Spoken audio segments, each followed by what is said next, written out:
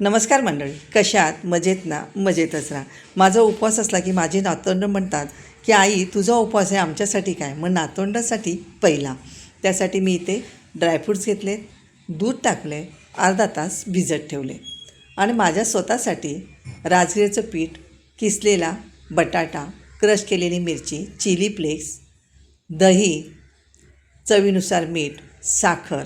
आता कोथिंबीर तुम्ही खात नसेल तर नाही टाकली तरी चालेल.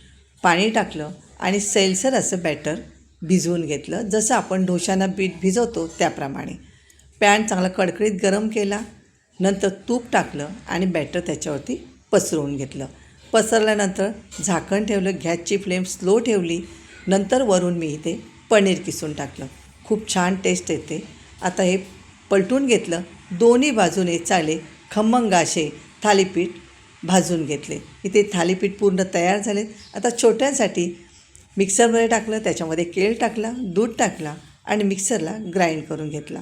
आता ही दोन्ही डिश माझ्या इथे तयार झाल्यात, माझ्या नातवंडासाठी पण आणि माझ्यासाठी पण.